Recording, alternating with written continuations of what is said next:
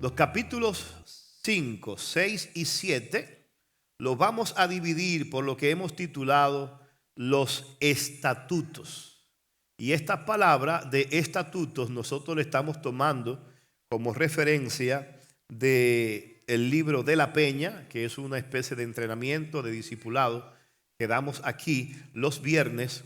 Entonces, en ese libro actualmente nosotros estamos estudiando este sermón. De ahí mi interés en no solamente hacer esta enseñanza para un grupo de hermanos, sino también compartirlo con toda la congregación.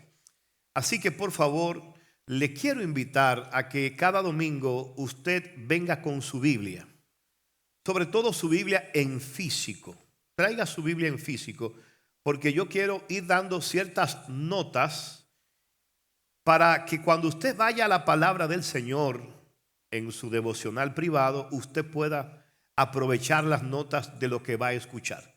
Recuerde lo que decíamos el domingo pasado: quien no tiene memoria de elefante debe tenerla de papel.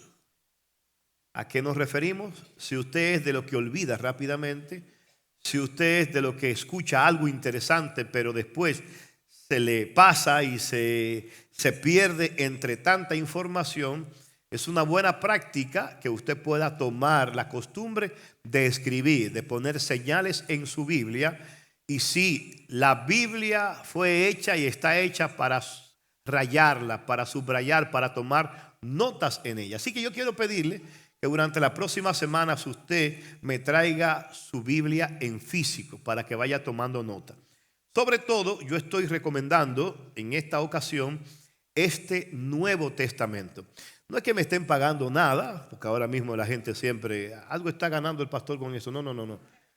La ventaja de este Nuevo Testamento es que está orientado o está hecho de manera que usted puede tener lo que es el Nuevo Testamento, entiéndase, de Mateo a Apocalipsis. Usted puede tener 4 versiones de la Escritura en un solo volumen. Es decir, los lenguajes, al igual que las personas, nacen, crecen, se reproducen y mueren. Lo mismo pasa con los lenguajes. Por ejemplo, en el tiempo de Jesús se hablaba hebreo, se hablaba griego, se hablaba arameo. Al día de hoy, que yo sepa, ninguno de nosotros somos perfectos hablando griego. ¿Hay algún griego entre nosotros que hable griego? ¿O hebreo? ¿O arameo? No, hablamos, o por lo menos intentamos hablar español. Amén. En el tema bíblico, los que somos generación 80, 90, nuestra Biblia preferida, ¿sabe cuál es? Usted la conoce. ¿Cuál es la reina de las versiones? Usted la conoce.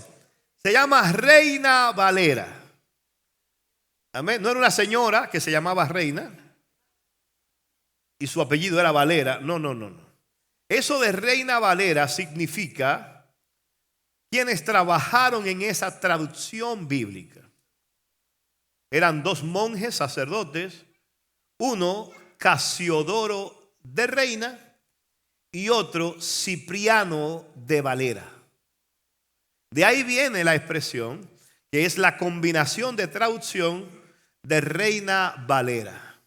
Antes de la versión de 1960, que es la que nosotros entendemos que es palabra de Dios, aleluya, existió una Reina Valera que es la Reina Valera de 1909, que también aparece en algunas librerías, pero está en desuso ya. ¿Por qué? Porque nosotros al día de hoy ya no hablamos como se hablaba el español en 1909.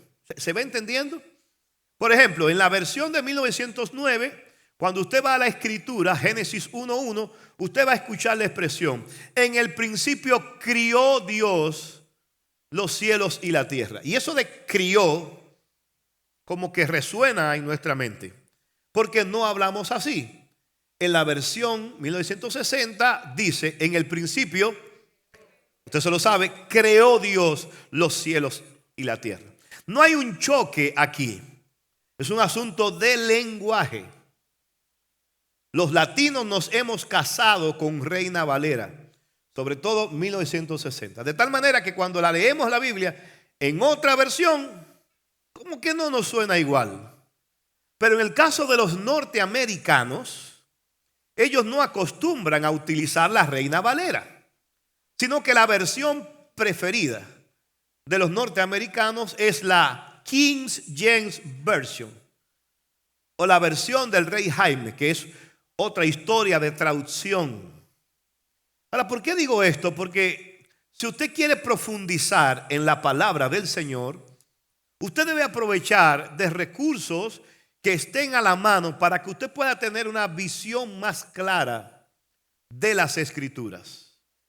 En este caso en particular, este Nuevo Testamento, en este usted va a encontrar 4 versiones en un solo volumen. La primera columna, los que alcancen a verla, está la Reina Valera de 1960. La segunda columna está la Biblia. En la primera columna usted va a encontrar la Reina Valera de 1960. En la segunda columna usted va a encontrar lo mismo, pero en la versión Dios habla hoy. La tercera columna, la Biblia de las Américas, que para mí es una de las favoritas, la Biblia de las Américas. Y en la cuarta columna, la Nueva Versión Internacional. Pastor, ¿y por qué existen tantos o tantas versiones bíblicas? Es que cada grupo tiene una en particular, es que cada uno tiene una verdad diferente a otro, ¿no, hermano?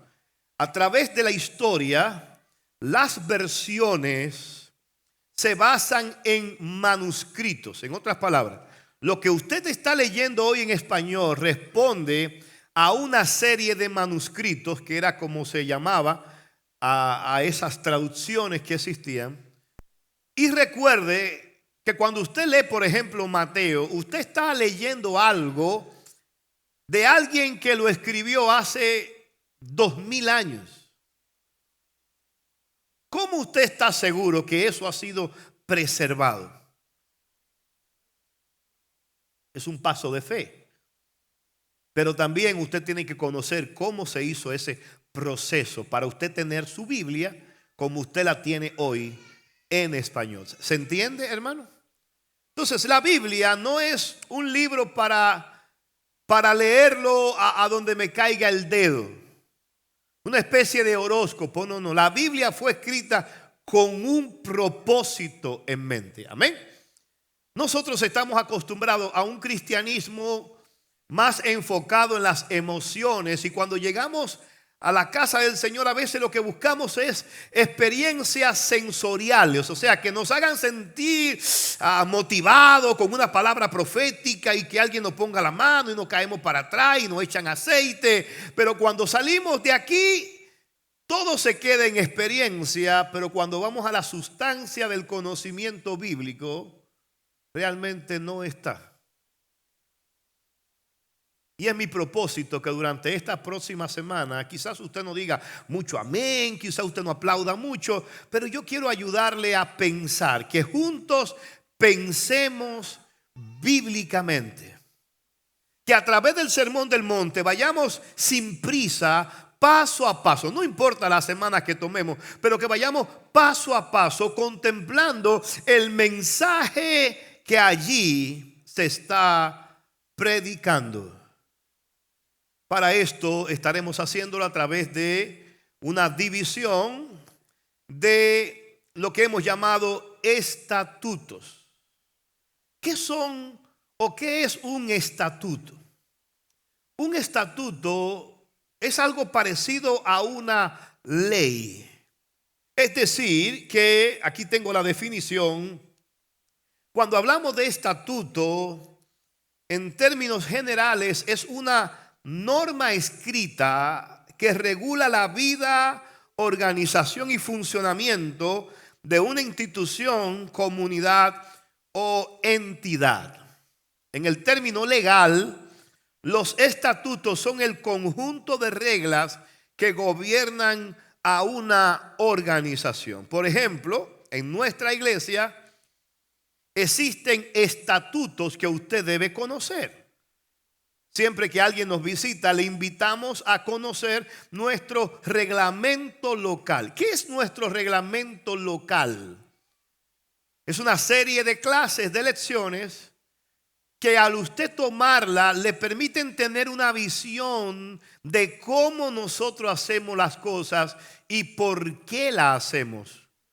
Y probablemente esos estatutos que funcionan para nosotros probablemente son diferentes a otras congregaciones. ¿Cuánto han encontrado cosas aquí que las hacemos diferentes? Amén. Una de las cosas que llama la atención es el hecho de que usted llega a nuestra congregación y usted ve que nosotros no pedimos ofrenda pública. ¿Lo ha notado? Y usted dice, esta gente son raros. ¿Y en qué momento va a pararse una persona y va a decir y va a recordar que hay que ofrendar y diezmo y esas cosas? Esta gente son raros. Es porque nosotros hemos establecido a nivel de administración que lo que tiene que ver con la ofrenda, con los diezmos, debe ser algo que debe surgir del corazón. Amén. De tal manera que usted no necesita que yo esté insistiéndole a usted, amén, para que usted dé, sino que es un privilegio que usted pueda dar para la obra de Dios. Amén. Bueno, pues entonces eso puede ser un estatuto en medio nuestro, que probablemente no funcione a nosotros. Cuando hablamos del Sermón del Monte, usted debe entender que lo que allí aparece es una especie de enseñanza dada por Cristo que se constituyen en un conjunto de estatutos de los que viven en el reino de Dios. En otras palabras, el Sermón del Monte no está escrito para enseñarnos cómo entrar en el reino de Dios, sino que existen para enseñarnos cómo deben vivir los que ya forman parte del reino de Dios. ¿Cuántos de los que están aquí pertenecen al reino de Dios? ¿Sabe usted qué se espera de usted? ¿Sabe usted cómo debe vivir? ¿Sabe usted qué se espera de usted como ciudadano de ese reino? ¿Conoce usted cuáles son los reglamentos y las intenciones de su rey? Todo eso está en el Sermón del Monte. Ahora, el Sermón del Monte tiene 3 capítulos. Capítulo 5, capítulo 6 y capítulo 7. Abra su Biblia ahí en el capítulo 5. Estamos detenidos justamente en lo que hemos llamado, y si usted quiere puede subrayar en la parte de arriba, ahí en capítulo 5, versos 1 al 12. Estamos detenidos ahí. Y aquí aparece el primer grupo de estatutos. Mire cómo lo vamos a hacer. En el capítulo 5 hay 3 grupos de estatutos. En el capítulo 6 hay 3 más. Y en el capítulo 7 hay 3 más. En otras palabras, son 9 grupos de estatutos. Amén. Que aparecen en el Sermón del Monte.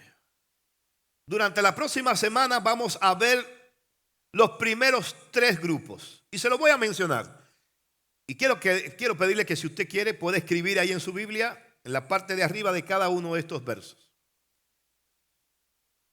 El primer grupo de estatutos aparece en el capítulo 5 desde el verso 1 al verso 12. Los que tienen Reina Valera van a ver que ahí dice el Sermón del Monte, las bienaventuranzas. Si usted tiene otra versión, va a aparecer quizás el Sermón del Monte, la Biblia de las Américas también habla, no tiene perícopa, amén.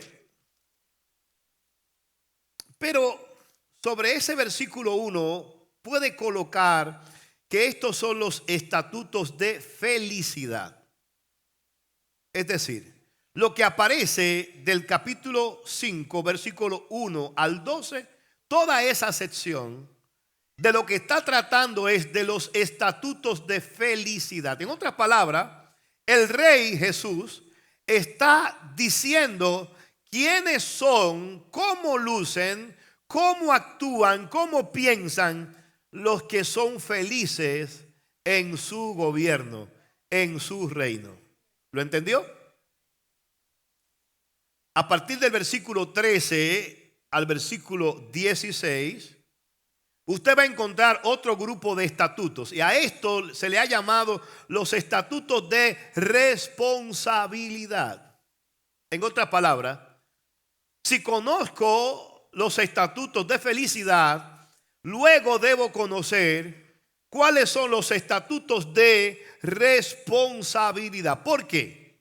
Porque cuando queremos ser parte de una institución, cuando queremos ser parte de un reino, cuando queremos ser parte de un país, debemos conocer qué espera ese país o esa institución, qué espera de nosotros como personas responsables. ¿Se está entendiendo?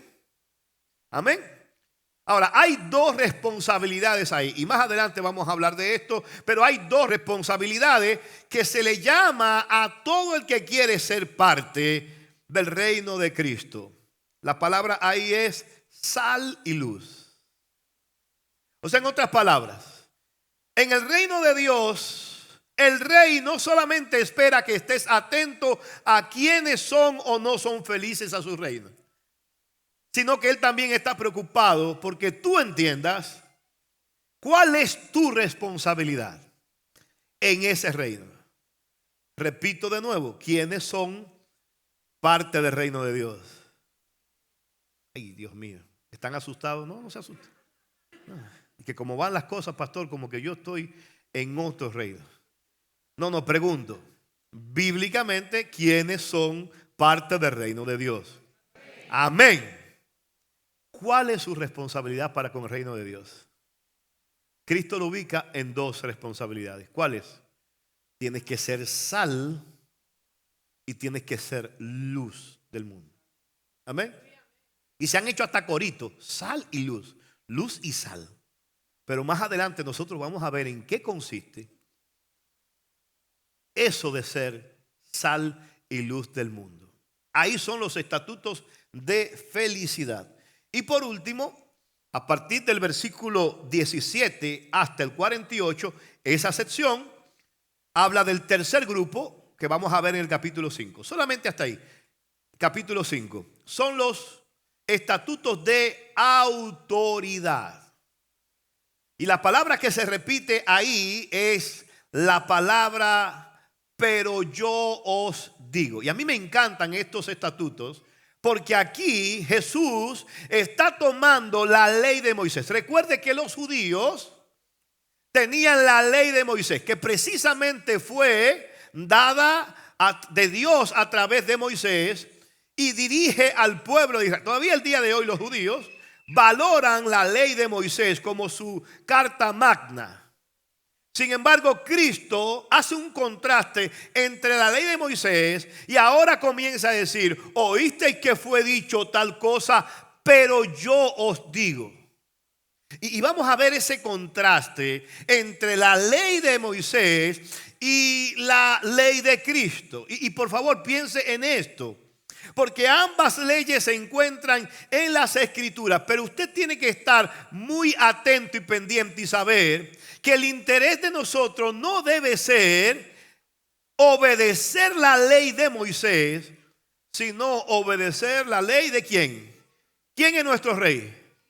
Cristo. Ahora vamos a intentar, y yo espero que vamos a ser edificados en ver este contraste, porque no significa que la ley de Cristo esté por encima de la ley de Moisés, sino que vamos a ver cómo Cristo veía la ley de Moisés y por qué Cristo dice: oíste que fue dicho, pero yo os digo. ¿Está Cristo cambiando la ley?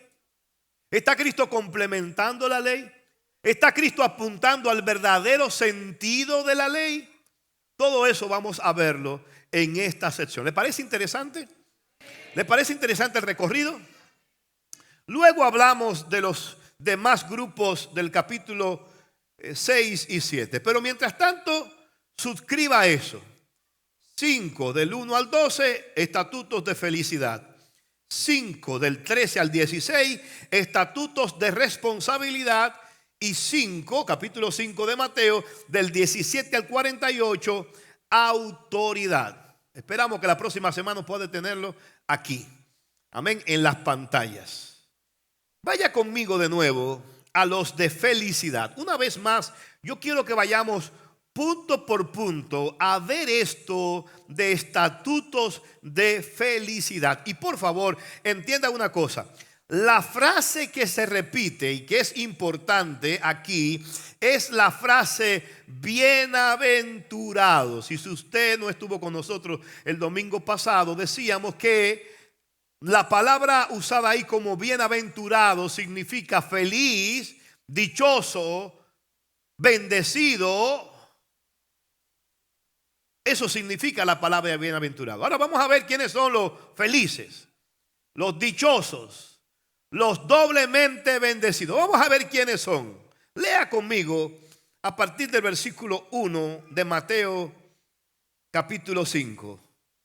Viendo la multitud, subió al monte y sentándose vinieron a él sus discípulos y abriendo su boca les enseñaba diciendo: bienaventurados los pobres en espíritu, porque de ellos es el reino de los cielos.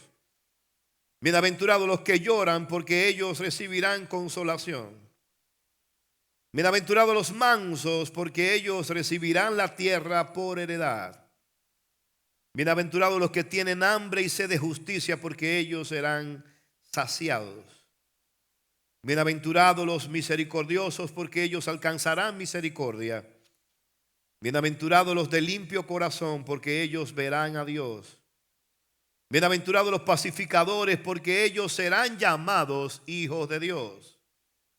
Bienaventurados los que padecen persecución por causa de la justicia, porque de ellos es el reino de los cielos.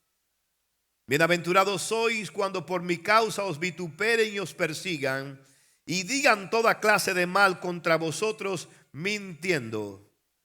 Gozaos y alegraos, porque vuestro galardón es grande en los cielos, porque así persiguieron a los profetas que fueron antes de vosotros. ¿Alguien quiere ser feliz? ¿Alguien quiere ser dichoso, bendecido, bienaventurado? Bueno, aquí están los que según el Rey Jesús pueden ser considerados como personas bendecidas.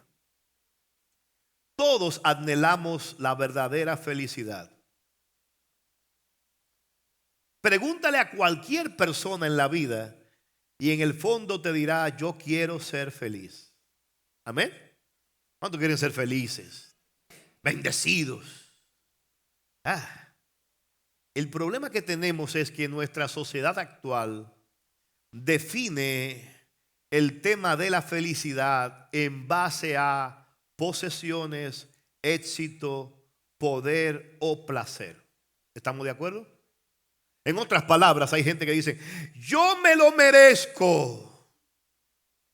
Si me lo merezco, me lo regalo.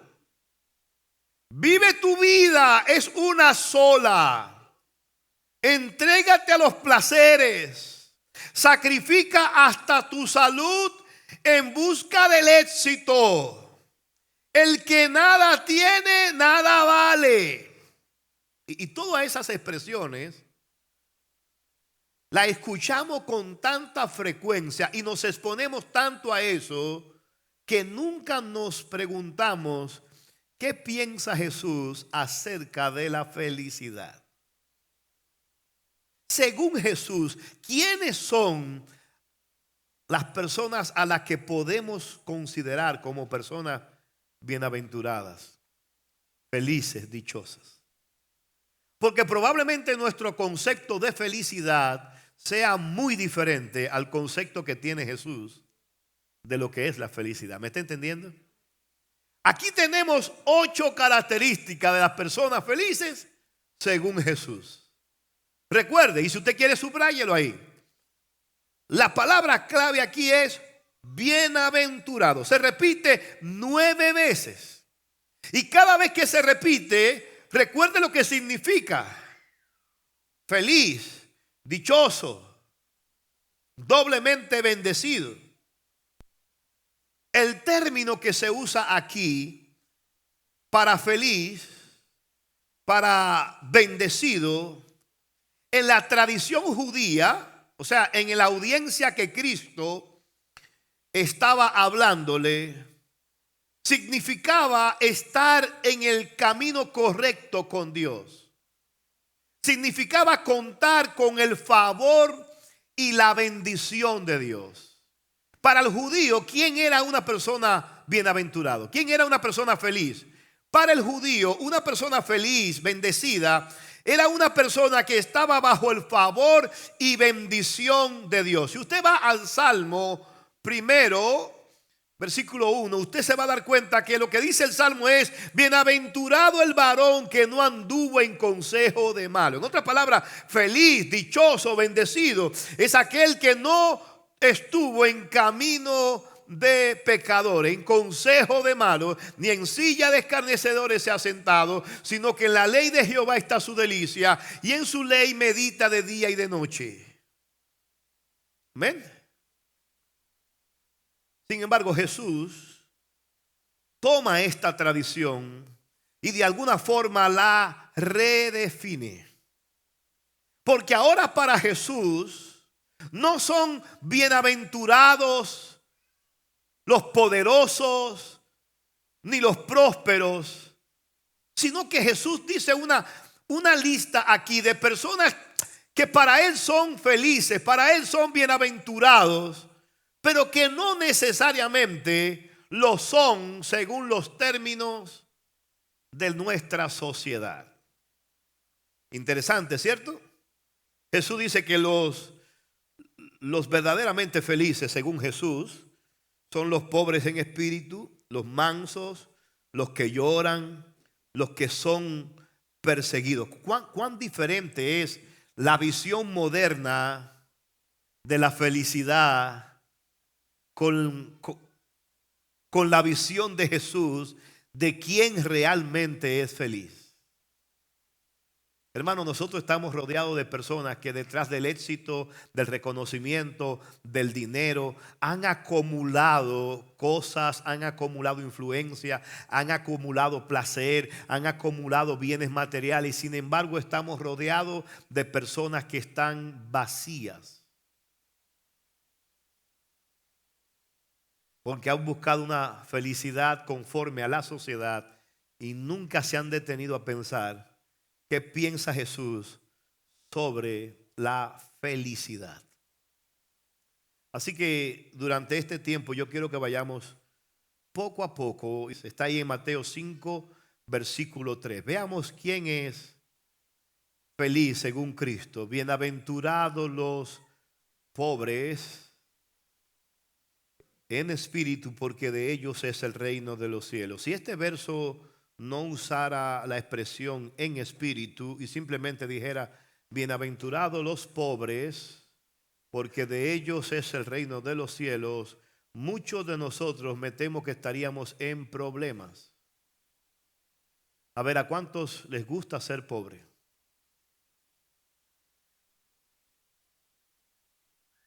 ¿Hay algún pobre entre nosotros? ¿Se da cuenta cómo contrasta esto? Me encanta ese silencio, así como que. Y los teólogos estarán pensando, bueno, pastor, recuerde que Cristo especifica, dice, los pobres en espíritu. Ahora, el problema está en que, ¿cómo luce un pobre en espíritu? ¿Cómo usted sabe si en realidad está siendo un pobre en espíritu? ¿Vive usted como un pobre en espíritu? ¿Camina usted con un pobre en espíritu? ¿Conoce usted una persona que pueda decir, mira, ese pobre en espíritu? Y no estoy hablando del ánimo, no estoy hablando en el ánimo.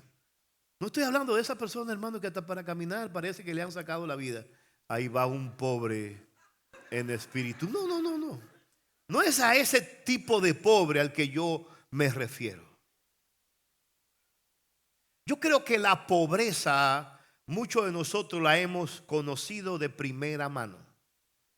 Hasta donde yo tengo entendido, la mayoría de nosotros no viene de una familia poderosa, no nació en cuna de oro.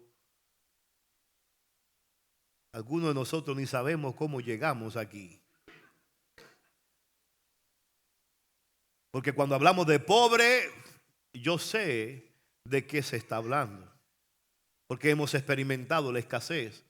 Hemos experimentado el querer, pero el no tener. ¿Cuántos han experimentado eso? Amén. O sea, de pobreza sabemos nosotros. Para pobreza, piensa en un latino. Nos caracterizamos por eso. El problema aquí que no está hablando no está hablando de cualquier tipo de pobreza. El problema aquí con Cristo es que Cristo está diciendo que hay un grupo de personas a lo que Él considera como personas felices, bendecidas, dichosos. Ahora, ¿cuántos quieren ser felices? ¿Cuántos quieren ser bendecidos? ¿Usted quiere ser bendecido? Conviértase en un pobre en espíritu. Ahora, en el cristianismo moderno esto como que no calza.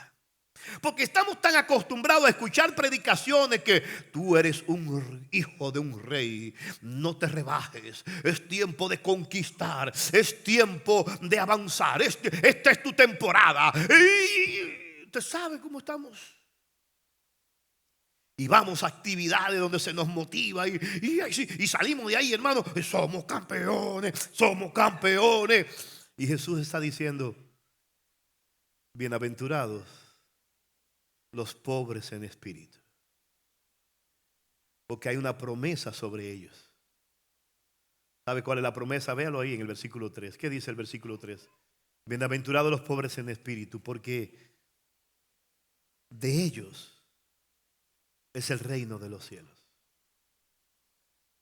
El reino de los cielos está reservado para aquellas personas que son pobres en espíritu. Si fuera por pobreza, muchos de nosotros ya estuviéramos calificados.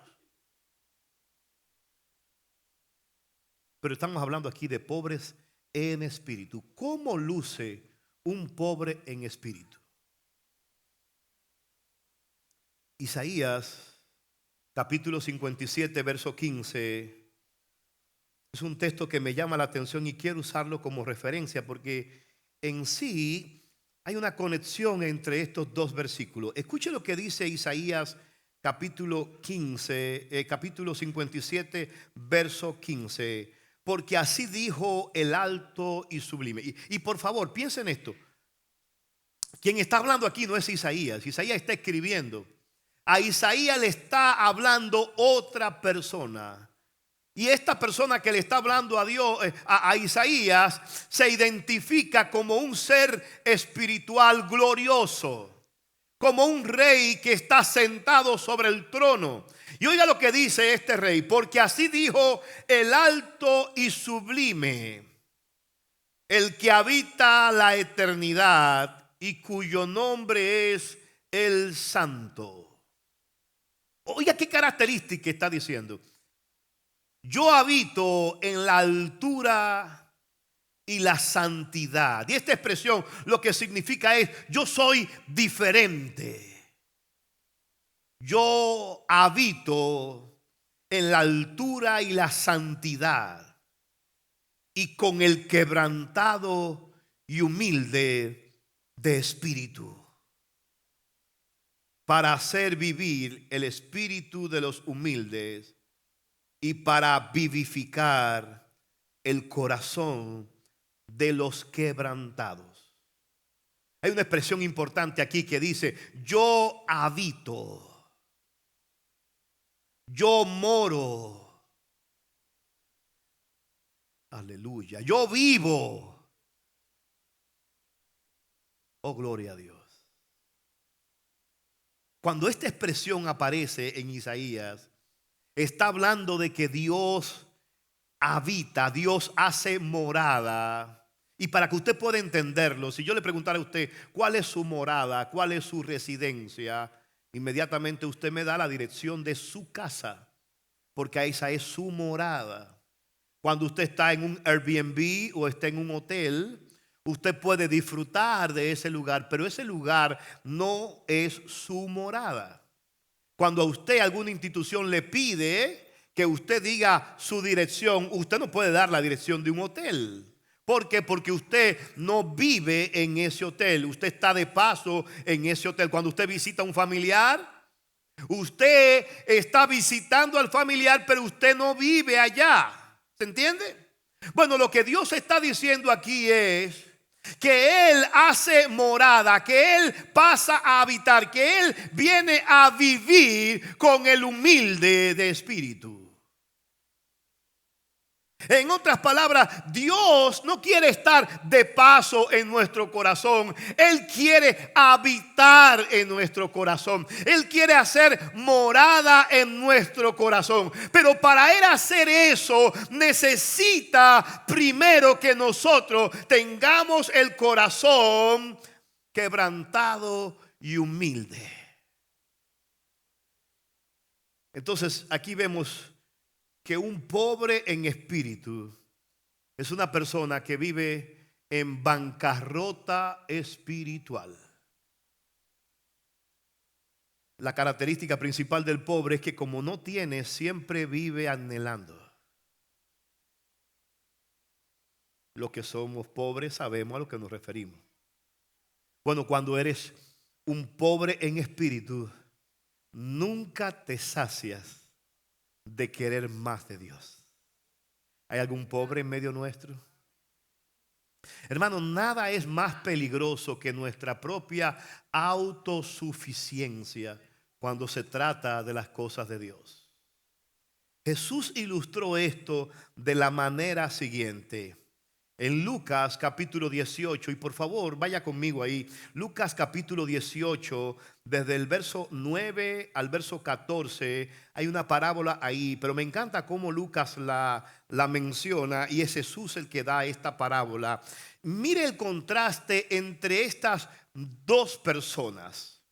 Estamos ahí ya, Lucas capítulo 18, versos 9 al 14. Yo sé que algunos están diciendo que lástima que no traje mi Biblia. Puede anotarlo ahí y puede verlo o en la pantalla o anotarlo y consultarlo en su casa. Pero mire lo que dice esta expresión. Verso 9 es importante. Oiga, ¿a quién está dirigida esta enseñanza, esta parábola? Dice, a unos que confiaban en sí mismos como justos y menospreciaban a los otros, dijo también esta parábola. En otras palabras, esta enseñanza de Jesús va dirigida a quienes, a un grupo de personas que en primer lugar confiaban en sí mismos como justos. Yo espero que ninguno de nosotros estemos en este grupo, pero en segundo lugar menospreciaban a los otros. ¿Y en qué consiste la parábola? Mírelo ahí a partir del verso 10. Dice, dos hombres subieron al templo a orar. Uno era fariseo y el otro publicano. En otras palabras, dos hombres soberanamente reunidos en un mismo lugar y con un mismo propósito. ¿Cuál era el lugar donde subieron ellos? Diga conmigo, el lugar era el templo. ¿Cuál era el propósito? El texto te dice que el propósito de ambos era el mismo. ¿A qué subieron al templo? Lea lo que dice el texto. Dos hombres subieron. ¿Dónde subieron? Al templo. ¿Con qué intención subieron al templo? A orar. Ahora, aunque ellos suben con la misma intención, ellos los dos son diferentes. ¿Por qué? Porque uno era fariseo y el otro era publicano. En otras palabras, aquí está representada la sociedad judía del tiempo de Jesús. Los fariseos, para ponerlo en contexto, era la crema innata de la sociedad judía. Era lo más perfecto. El mejor título que se te podía dar en la sociedad judía del tiempo de Cristo era llamarte fariseo. Al día de hoy es ofensivo Usted le dice a un cristiano, ¿qué dice ese fariseo? Y fácilmente tienes problemas. Pero en el tiempo de Jesús, el decirte, ¿qué dice ese fariseo?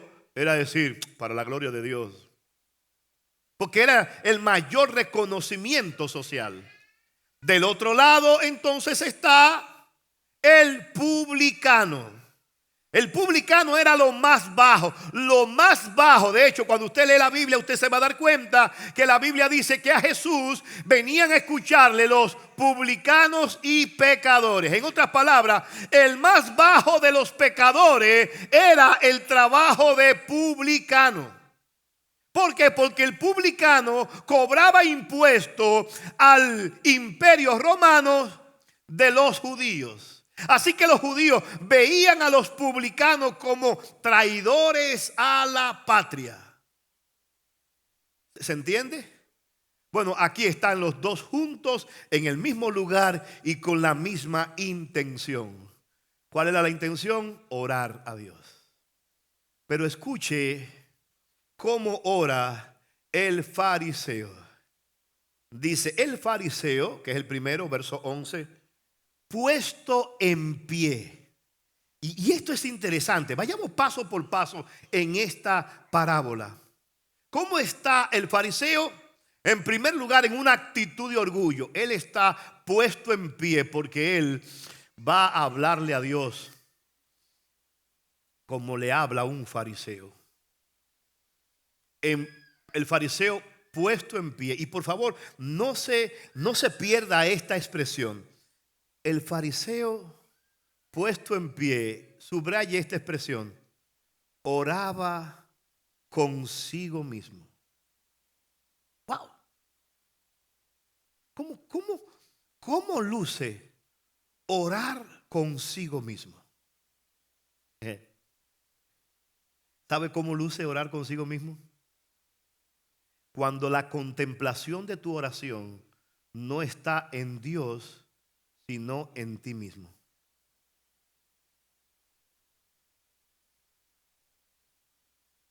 ¿A quién contemplas cuando vienes a orar? ¿Contemplas a Dios y su magnitud o te contemplas a ti mismo? Señores, pero es que lo que Dios ha hecho en mi vida. Ay, qué bendecida esta iglesia con tenerme. El día que me aprovechen, porque el día que yo no esté aquí, ay, cuánto se va a sufrir.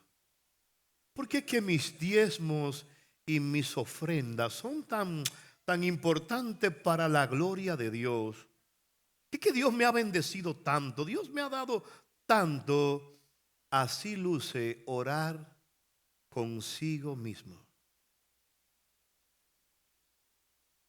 En otras palabras, el fariseo no está siendo un pobre en espíritu porque él está satisfecho en sí mismo de lo bueno que es. Es más, él está consciente de que él es tan perfecto que con razón Dios lo eligió a él de su familia para orientar a los demás.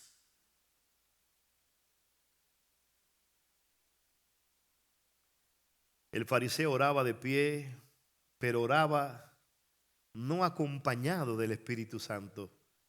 Él se estaba acompañando él mismo. Y oiga la oración. Oiga la oración para que usted se dé cuenta. Y por favor, yo espero que esta oración no se parezca a la oración de muchos de nosotros.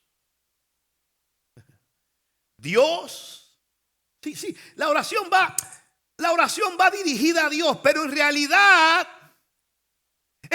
no estoy contemplando a Dios, me estoy contemplando a mí mismo. Estoy satisfecho conmigo mismo, con lo bueno que soy, con lo bien que lo hago. Dios comienza diciendo, te doy gracias. Hasta ahí está todo bien. Pero mire esto. Te doy gracias porque yo no soy como los otros hombres. Sí, porque estoy yo y después están los otros. O sea, él ha hecho una división y la comunidad, la sociedad, la iglesia se divide entre yo y los otros, los demás. Y él está tan embriagado de sí mismo Él está tan satisfecho de lo bien que él se porta, de lo bien que él hace, que él ha llegado a la conclusión de que Dios, ponme atención porque estoy yo y después está la chusma, los demás, los otros. Oiga esto, hermano, oiga esto. Yo te doy gracias. Porque el fariseo da gracias. El problema es que la gracia que él da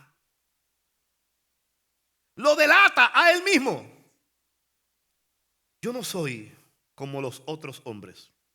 Los otros son ladrones. Ay, pero tú me has librado de eso. Los otros son injustos. Los otros son adúlteros. Y parece que en algún momento en la parábola, cuando él dijo esto, miró y al de al lado dijo, ni siquiera como este publicano. Hermano, ¿sabe cuál es nuestro problema? Que nosotros tendemos a comparar nuestra propia justicia con la justicia del de al lado y no con la justicia y santidad de Dios. El problema es que nuestra comparación es, y nuestro consuelo es, ay, ese sí es malo, yo no. Mira, por eso es que el diablo se lo va a llevar. Pero a mí, me espera el cielo. ¿Por qué yo me porto tan bien? Hello. Pero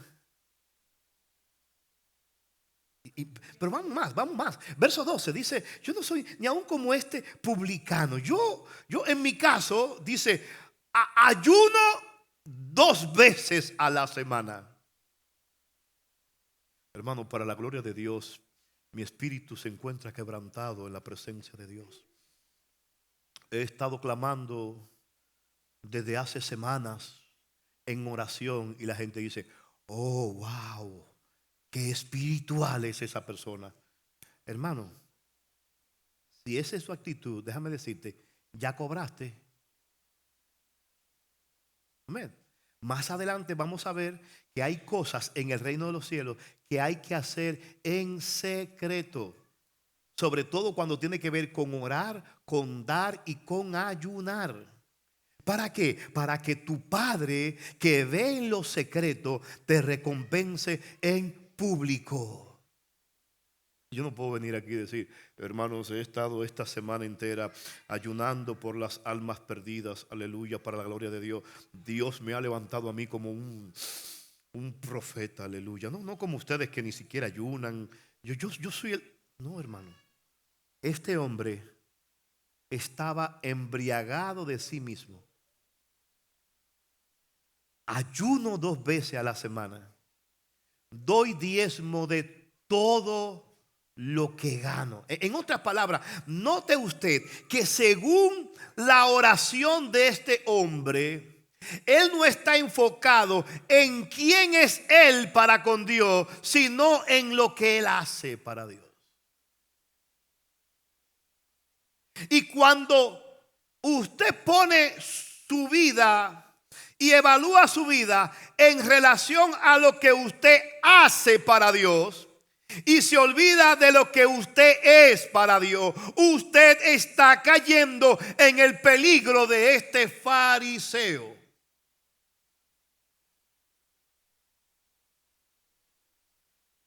Todo lo que podemos hacer para Dios y para los demás, lo podemos hacer por pura gracia de Dios. Amén. Veamos la oración del publicano. Recuerde, este estaba orando consigo mismo. Este estaba de pie. No estaba postrado. No estaba hincado, no estaba de rodillas, no estaba acostado en el piso, no, él estaba de pie. ¿Por qué? Porque de alguna forma él entiende que él ha sido tan bueno con las cosas de Dios que él merece la bendición de Dios. Uno de los textos que más miedo me da aparece en el capítulo 7, verso 21. Vamos a verlo más adelante, donde el Señor dice lo siguiente: no todo el que me dice Señor, Señor, entrará al reino de los cielos, sino aquel que hace la voluntad de mi Padre. Y lo que me asusta de ese texto es que dice: en aquel día muchos me dirán. Hermano, yo no quisiera ser de esos muchos que Jesús dice allí.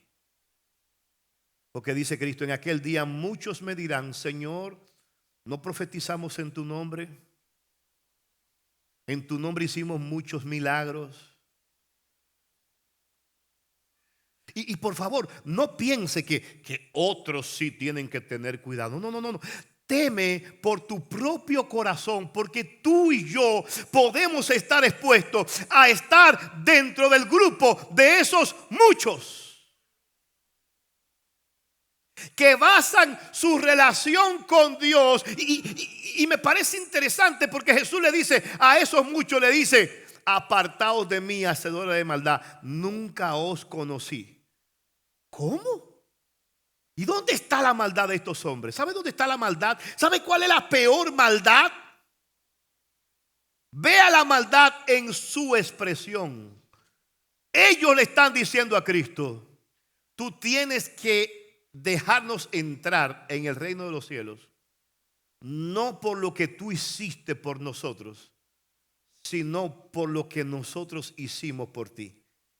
En tu nombre hicimos muchos milagros. En tu nombre profetizamos.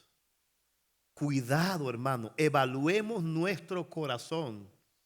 Nosotros no somos amados por Dios por lo que hacemos por Él.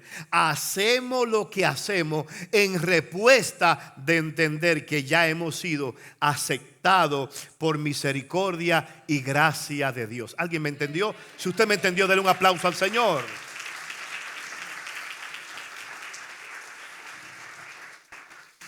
Ya vimos al fariseo, y yo espero, hermano, que ninguno de nosotros actuemos como el fariseo. Vamos a ver al publicano ahora para que podamos entender cómo luce un pobre en espíritu. Jesús nos dice cómo luce. Dice: mas el publicano, estando lejos. ¿Notó la diferencia? ¿Notó la diferencia? El fariseo está de pie. El publicano se encuentra lejos. ¿Qué contraste? Mas el publicano, estando lejos, y escuche esto, no quería ni aún alzar los ojos al cielo. En otras palabras, estos dos hombres habían venido juntos al templo. Habían venido juntos a orar. Pero aunque no han dicho todavía palabras, sus actitudes ya dicen quién es el fariseo y quién es el publicano. Mientras uno está en pie, comparándose con los demás. Por fin vino a la iglesia. Tenía 3 semanas que no venía. Yo no. Yo soy fiel con mis domingos, Señor. Mira que él estará diezmando o no estará diezmando. Mira que ella por fin apareció. Yo no, yo soy de lo que tú has traído a esta casa. Los dos subieron, pero con actitudes totalmente diferentes. Uno de pie y otro de lejos. Ni aún se sentía capaz de levantar su vista. Piense por un momento. Cada vez que nos reunimos, asumimos que esto es casa de Dios. ¿Cuánto lo creen? La Biblia dice que donde quiera que haya 2 reunidos, 2 o 3 reunidos en su nombre, Él está en medio de nosotros. Amén. Si Jesús realmente está aquí, y si viéramos, si nuestros ojos espirituales se abrieran y pudiéramos ver la majestad de quien está aquí, probablemente aquí atrás o probablemente al lado suyo. Piense por un momento, cada vez que usted y yo nos reunimos como iglesia, tenemos la oportunidad de tener con nosotros la visita de Jesús. Ahora, ¿cómo es nuestro comportamiento en la casa de Dios?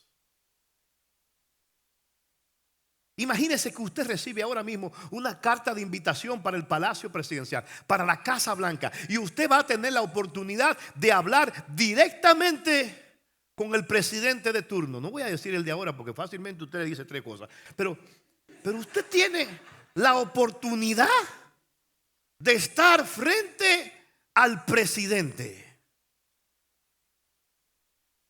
Yo estoy seguro que su forma de comportarse frente a esa autoridad sería totalmente diferente. Probablemente algunos hasta temblarían con los pies y fueran cuidadosos de buscar las palabras adecuadas. ¿Cierto? Algunos nos vestiríamos como es digno de la ocasión. ¿Por qué? Porque vamos a estar frente a un Señor. Pero debemos entender que cuando venimos a la presencia del Señor, estamos frente a frente, no a cualquier autoridad.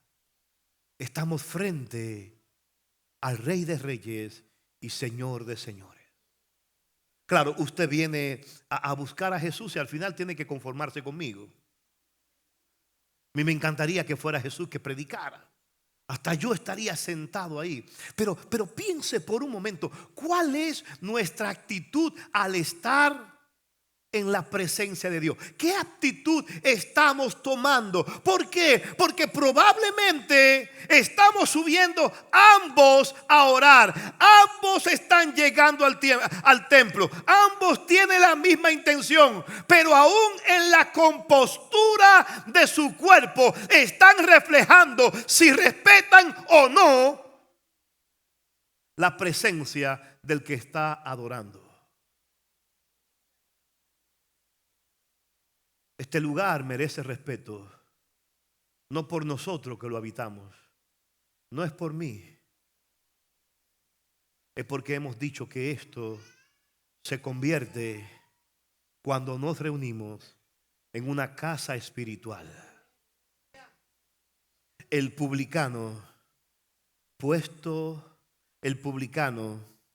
estando lejos, ni siquiera quería alzar sus ojos, sino que ¿qué hacía el publicano?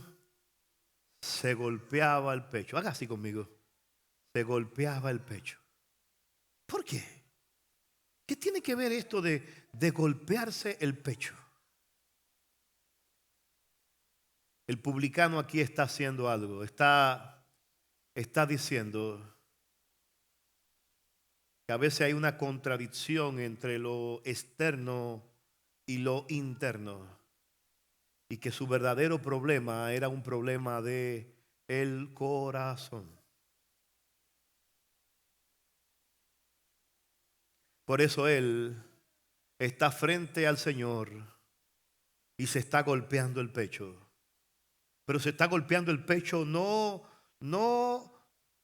porque él disfrute hacerlo, sino para señalarle a Dios dónde realmente está su problema. Él le está diciendo con esta actitud: mi problema, Señor, y la razón por la que no puedo ni siquiera levantar mi rostro a ti, la razón de yo mantenerme lejos de tu presencia, es porque tengo un problema del corazón. Y mi problema en el corazón es que por más que me esfuerzo y por más que busco, termino siendo el pecador. ¿Sabe cuál es nuestro mayor peligro? Nuestro mayor peligro es que hemos pasado tanto tiempo en la iglesia, hemos aprendido tanto del lenguaje cristiano, que nos hemos olvidado que todos nosotros necesitamos de la gracia, del favor, de la misericordia de Dios. Y que el evangelio no solamente es para los de allá afuera, sino para nosotros mismos. El publicano aquí dice que su oración era sencilla. Él no tenía mucho que decirle a Dios, pero en 3 palabras resume su actitud. Dice, el publicano, estando lejos, no quería ni aún alzar los ojos al cielo, sino que se golpeaba el pecho diciendo, Dios. Hasta ahí esta oración se parece mucho a la del fariseo. Ambos se dirigen a la misma persona, a Dios. Pero cuán diferentes son sus oraciones. Dios, sé propicio a mí. En otras palabras, ten misericordia de mí.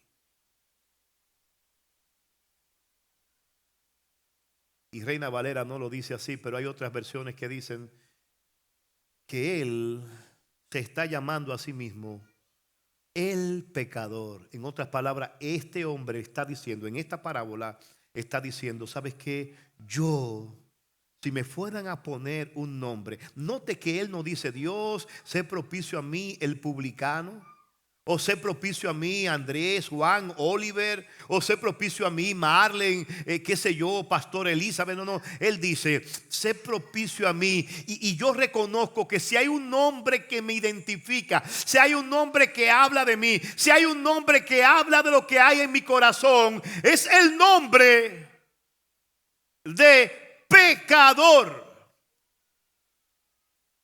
Hermano, ¿cuándo fue la última vez que usted se sintió pecador en la presencia de Dios?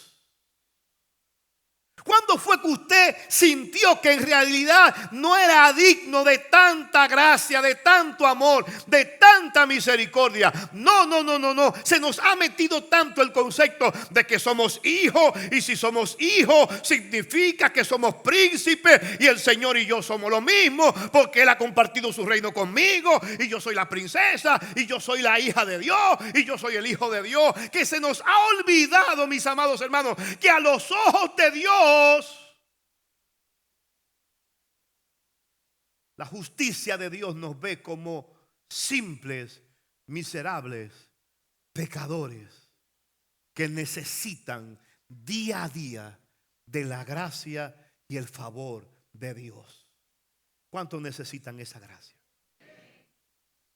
Diga conmigo, Dios, sé propicio a mí. Tú conoces mi corazón. Tú conoces el orgullo que se levanta en mi corazón. Hoy me declaro como el pecador. El apóstol Pablo decía, de los pecadores yo soy el primero. Y siempre he dicho, eso él lo decía porque no conoció a Oliver Lora. Hermano, este lugar no es para mostrarnos uno más santo que otros. No es para compararnos quién es y quién no es. Cuando vayas a medir tu justicia, cuando vayas a medir tu necesidad de Dios, no te compare con el vecino, no te compare con el de al lado. Compárate con la justicia de Dios. Y en la justicia de Dios, Él ha declarado que por cuanto todos pecaron, están destituidos de la gloria de Dios. Y lo único que nos hace estar en pie es su gracia y su misericordia sobre nosotros. Oh, que el Señor nos haga ser pobres en espíritu.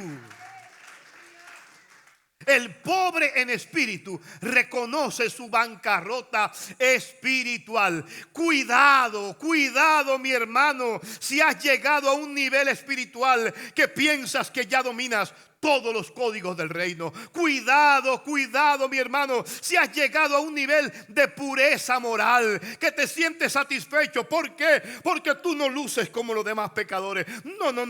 Ya dejaste de hablar mentira, ya no mientes, ya haces buenos negocios, ya dejaste de engañar, ya eres un hombre digno de un aplauso, ya eres una nueva ¡Ah, mujer! ¡Oh, tu familia te aplaude! ¡Oh, en la comunidad se te reconoce! Pero a los ojos de Dios, Cristo dice que todavía siguen siendo bienaventurados los pobres en espíritu. ¿Por qué? Porque de ellos es el reino de los cielos. Hombres y mujeres que reconocen: Señor, te necesito, es tu gracia la que necesito. Señor, no estoy satisfecho con lo que he recibido, no estoy satisfecho con lo que me has mostrado. Aún quiero más, quiero más, quiero más, quiero más de ti. No quiero tus cosas, te quiero a ti.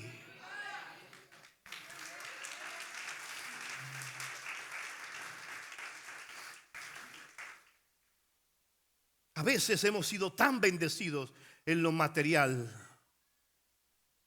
hemos recibido tanto de Dios, que nos olvidamos que no se trata de lo que recibimos de Él, se trata de Él.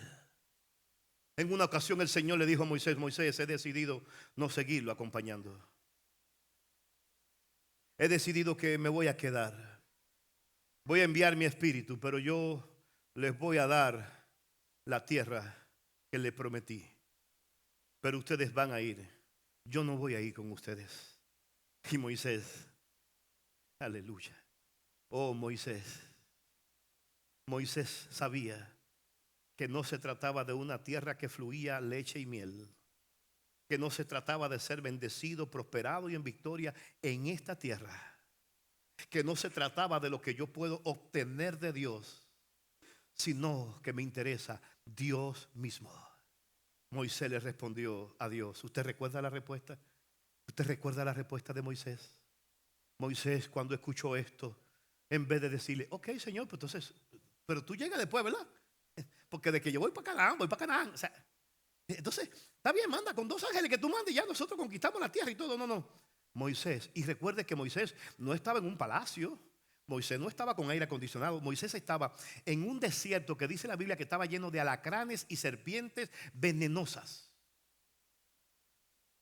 Pero Moisés prefería un desierto con alacranes, serpientes venenosas, pero acompañado de Dios, que una Canaán que fluía leche y miel, pero sin la presencia de Dios.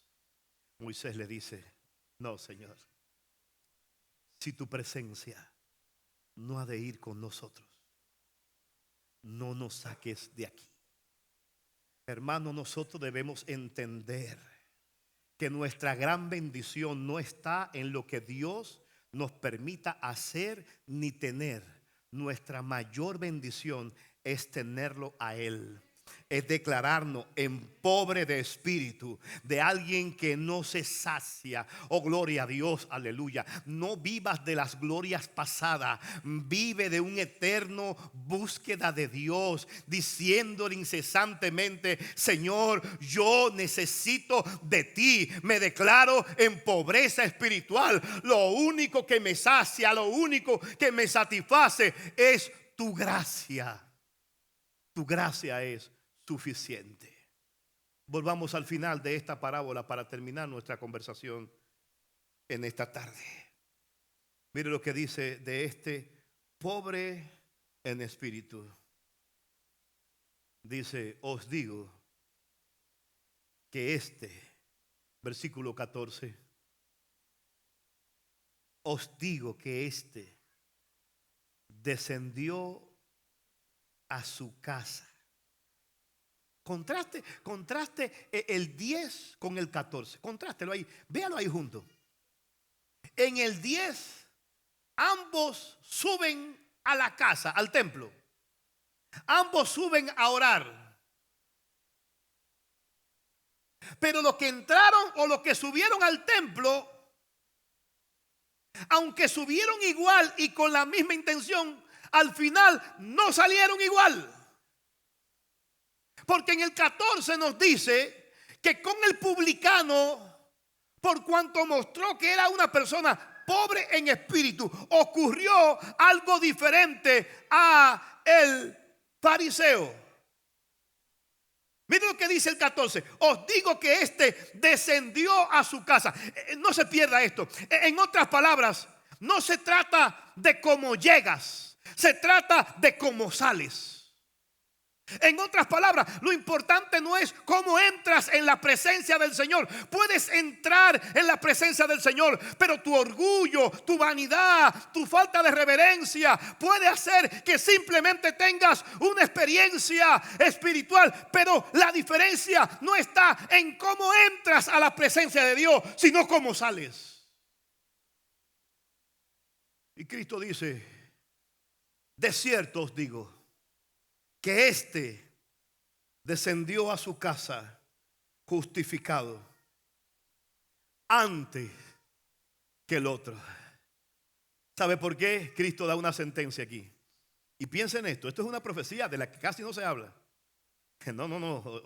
Hoy tenemos superapóstoles, hoy tenemos superprofetas, hoy tenemos personalidades, aleluya, del evangelio, que hasta para llegar a ellos hay que pasar por una serie de protocolos y cosas, aleluya. Pero Cristo ha dicho una sentencia, y esta sentencia se convierte en una profecía, y la profecía es la siguiente. Escuche esto, hermano, escuche esta profecía de Cristo: porque cualquiera que se enaltece será humillado, y el que se humilla será enaltecido. ¿Cómo quiere salir de este lugar? ¿Cuántos quieren salir como el fariseo? No. Pero ¿cuántos quieren salir como este publicano? Quiero terminar con esto. ¿Sabe cómo salió este publicano? Dice Cristo: de cierto os digo que este descendió a su casa, y subraya esta expresión ahí, justificado. ¿A qué se refiere esto de justificado? ¿Qué significa justificar?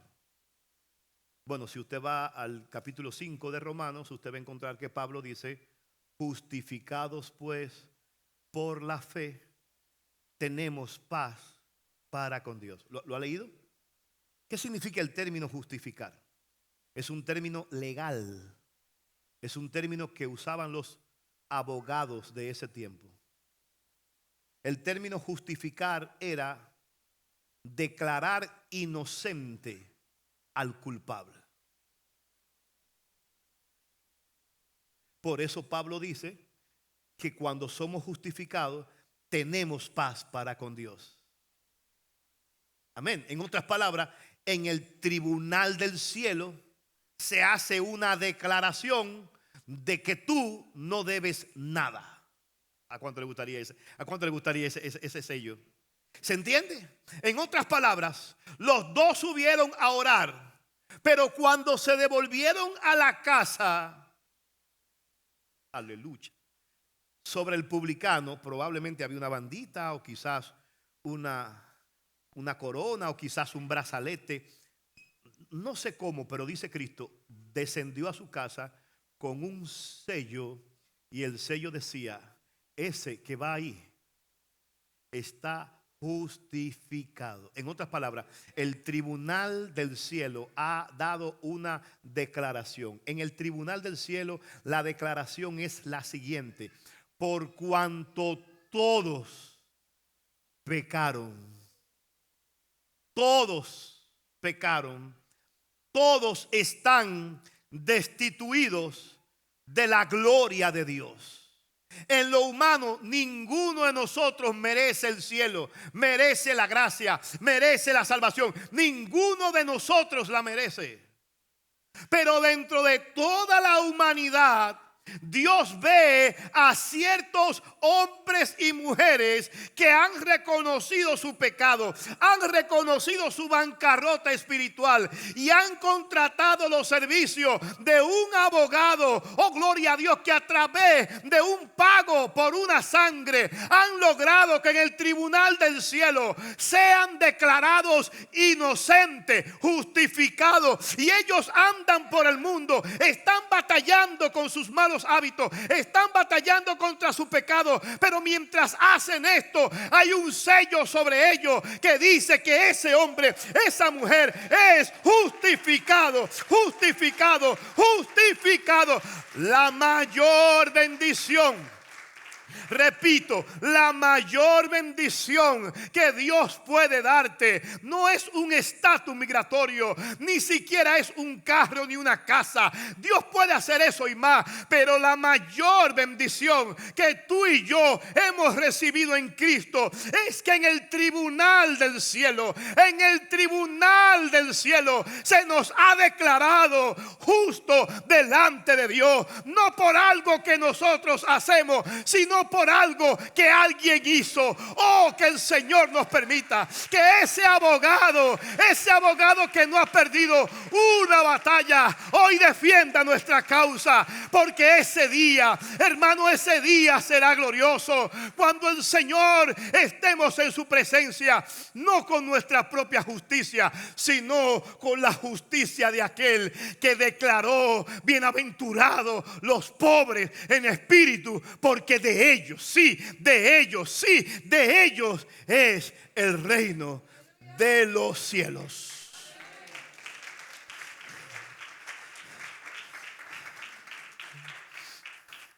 No te avergüences de querer más. No te avergüences de buscar más de Dios. No te avergüences de declararte en bancarrota espiritual. Nunca te sacies de la presencia del Señor. Siempre anhele más. Oh, que el Señor nos permita decir lo que dijo el salmista: como el ciervo brama por las corrientes de las aguas, así clama por ti, oh Dios, el alma mía. Mi alma tiene sed de Dios, del Dios vivo. ¿Cuándo vendré y me presentaré delante de Dios? Fueron mis lágrimas mi pan de día y de noche, mientras me dicen todos los días: ¿dónde está tu Dios? Me acuerdo de estas cosas, dice el salmista, y derramo mi alma dentro de mí, de cómo yo fui con la multitud y la conduje hasta la casa de Dios, entre voces de alegría del pueblo en fiesta. Oh, ¿por qué te abates? ¿Por qué te abates?, le pregunta el salmista a su alma. ¿Por qué te abates, oh alma mía, y por qué te turbas dentro de mí? Espera en Dios, porque aún he de alabarle, salvación mía y Dios mío.